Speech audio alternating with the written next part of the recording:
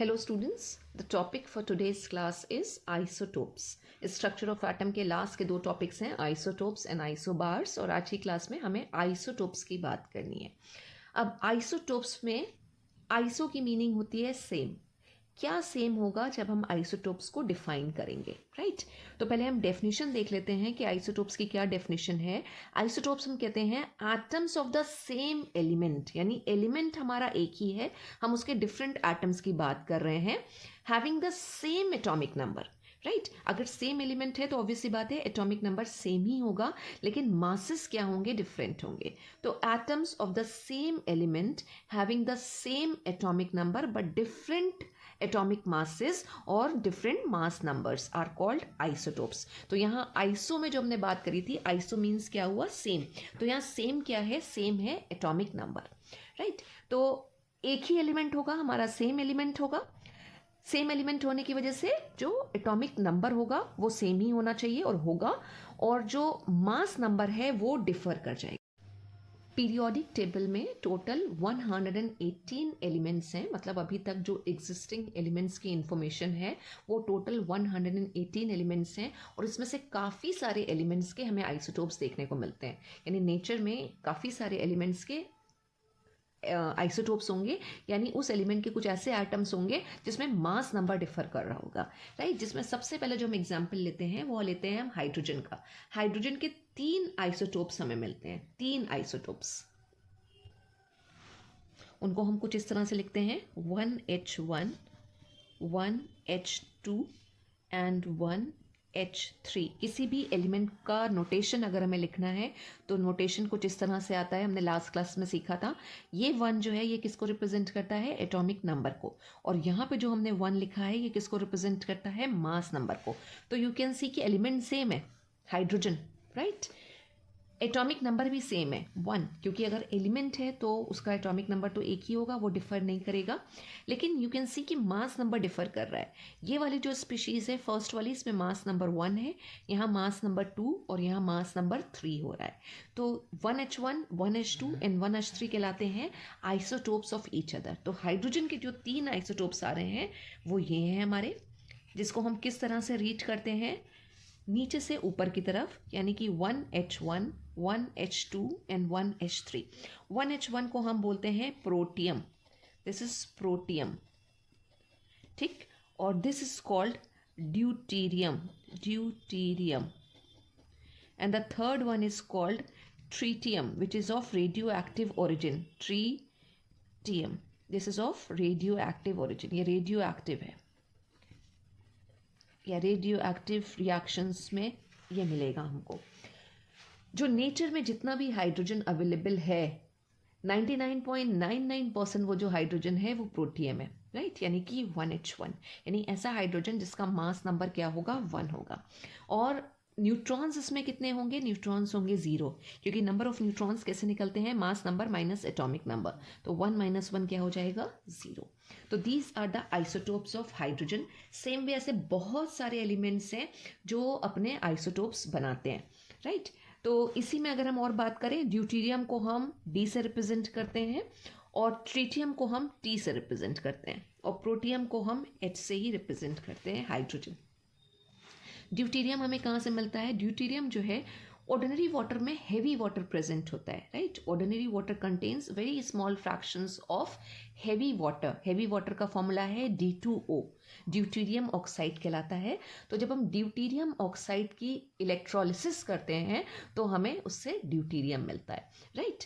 तो और ये रेडियो एक्टिव ओरिजिन का हो गया, और ये नेचर में हमें एज इट इज मिलता है, प्रोटियम या हाइड्रोजन। आइसोटोप्स ऑफ कार्बन की अगर बात करें तो डू यू नो कि नेचर में 15 नोन आइसोटोप्स कार्बन के हैं। अभी तक 15 कार्बन के आइसोटोप्स डिस्कवर हो चुके हैं, जिसमें से जो स्टेबल आइसोटोप्स हैं वो हैं 6C12 एंड 6C13, ये स्टेबल हैं। ये जो लास्ट वाला है 6C14, राइट, ये रेडियो आइसोटोप कहलाता है, कार्बन का रेडियो आइसोटोप है, राइट? और कार्बन डेटिंग में, कार्बन डेटिंग मीन्स अगर हमारे पास कोई फॉसिल है और फॉसिल कितना पुराना है, उसकी एज अगर हमें फाइंड आउट करनी है तो हम उसको उसकी डेट को फाइंड आउट करते हैं और उस प्रोसेस को हम कहते हैं कार्बन डेटिंग। तो कार्बन डेटिंग में जो कार्बन का रेडियो आइसोटोप यूज़ होता है वो रेडियो आइसोटोप है और उसका मास कितना है 14। अदरवाइज दो और जो स्टेबल हमारे पास आइसोटोप्स हैं जिसमें से कॉमन है वो 6C12 पीरियोडिक टेबल में इसी कार्बन की प्लेसिंग करी गई है, इसलिए जब भी कार्बन का हम मास लेते हैं या मास नंबर लेते हैं तो हम 12 लेते हैं। अब ये जितने भी आइसोटोप हैं ये बेसिकली नंबर ऑफ न्यूट्रॉन्स में डिफर करते हैं।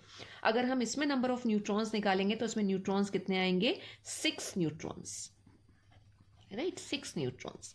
लेकिन अगर हम इसमें न्यूट्रॉन्स निकालेंगे तो न्यूट्रॉन्स के लिए फॉर्मूला क्या है, मास नंबर माइनस एटॉमिक नंबर। तो यहाँ पे कितने न्यूट्रॉन्स आएंगे 7 न्यूट्रॉन्स। और सेम वे अगर हम 14 माइनस 6 करेंगे तो यहाँ पे कितने न्यूट्रॉन्स आ रहे हैं 8 न्यूट्रॉन्स आ रहे हैं, 8 न्यूट्रॉन्स। तो जो आइसोटोप्स हैं उनका एटॉमिक नंबर सेम होता है लेकिन मास नंबर डिफरेंट होता है, और मास नंबर डिफर करने की वजह से जो नंबर ऑफ न्यूट्रॉन्स हैं इनके न्यूक्लियस में वो डिफर कर जाते हैं। हमें इस आइसोटोप में जो बिल्कुल कॉमन हमारा या ज़्यादा जिसकी ये अबेंडेंस वाइज जो ज़्यादा मिलता है नेचर में, जिसका परसेंटेज ज़्यादा है वो है C12 हमारा। उसमें कितने न्यूट्रॉन्स होंगे 6 न्यूट्रॉन्स होंगे। तो ये हाइड्रोजन के आइसोटोप्स हो गए, प्रोटियम, ड्यूटेरियम एंड ट्रीटियम। इसी तरह आइसोटोप्स कार्बन के हो गए जिसमें से एक का मास है 12, दूसरे का 13, 14, और ऐसे नोन हमारे पास 15 आइसोटोप्स हैं कार्बन के। और राइट, लास्ट एग्जाम्पल हम लेते हैं क्लोरीन का। क्लोरीन का जब भी मास हम लेते हैं तो 35.5 लेते हैं, डेसिमल में लेते हैं। एक्चुअली होता क्या है कि जब हमें आइसोटोप्स अगर किसी एटम के एग्जिस्ट कर रहे हो और उस एटम का अगर हमें मास लेना है तो बेसिकली हम क्या करते हैं, हम फिर उसका एवरेज मास लेते हैं, यानी जो भी नेचुरली अक्रिंग उसके आइसोटोप्स होंगे उनका एवरेज मास निकालते हैं, राइट।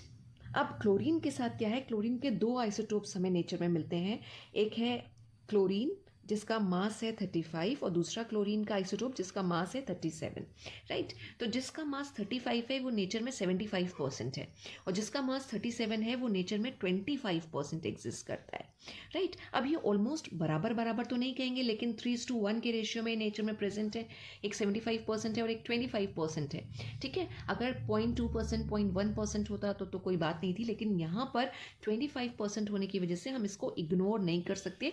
और अब हमें क्या करना पड़ेगा, एवरेज एटॉमिक मास निकालना पड़ेगा, एवरेज एटॉमिक मास। अब एवरेज एटॉमिक मास निकालने का फॉर्मूला क्या है, हमें मास नंबर लेना है और उस पर्टिकुलर एलिमेंट का जो भी रिलेटिव अबेंडेंस होगी अर्थ क्रस्ट में उसका परसेंटेज कितना प्रेजेंट है वो divided by 100 plus mass number of another isotope multiplied by उसका कितना परसेंटेज अर्थ क्रस्ट में प्रेजेंट है डिवाइडेड बाई 100, राइट।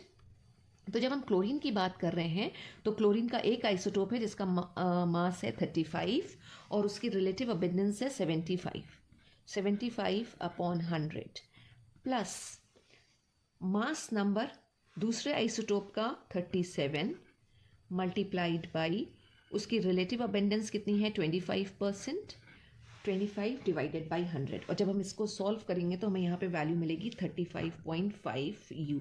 तो जो क्लोरीन है उसका जब भी मास हम लेते हैं वो फ्रैक्शन में आता है। उसका रीज़न ही यही है कि क्लोरीन के जो आइसोटोप हमें नेचर में मिलते हैं वो आइसोटोप्स की जो रिलेटिव अबेंडेंस है यानी उसका जो अमाउंट है, ठीक है, यानी वो अर्थ क्रस्ट में कितना प्रेजेंट है वो काफ़ी बराबर हो रहा है, जिसकी वजह से हमें एवरेज एटॉमिक मास निकालना है।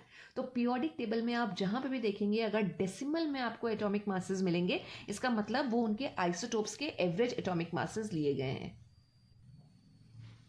Now we will discuss the applications of isotopes. Applications means uses, ठीक है। तो हमारे पास जो आइसोटोप्स हैं नेचर में, जो आइसोटोप्स हमें मिल रहे हैं उनके क्या क्या यूजेस हो सकते हैं या हम उन्हें कहाँ कहाँ यूज़ करते हैं।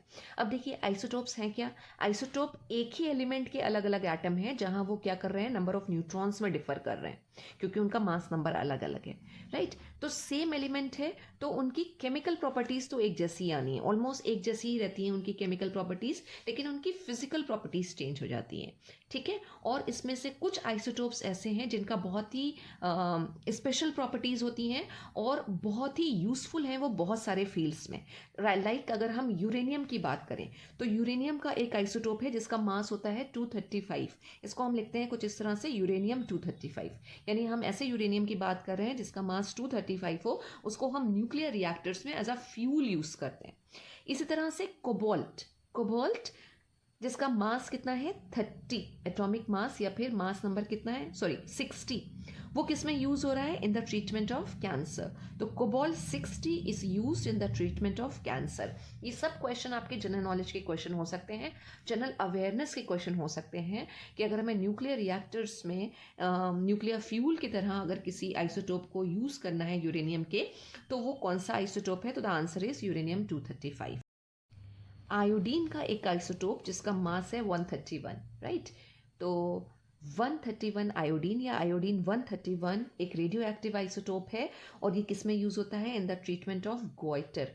गोइटर एक डिजीज़ है जो आयोडीन की डेफिशिएंसी से होती है, तो उसको ट्रीट करने के लिए जो हम आइसोटोप यूज़ करते हैं, या मेडिसिनल फील्ड में जो आइसोटोप यूज़ होता है आयोडीन का, वो है आयोडीन 131।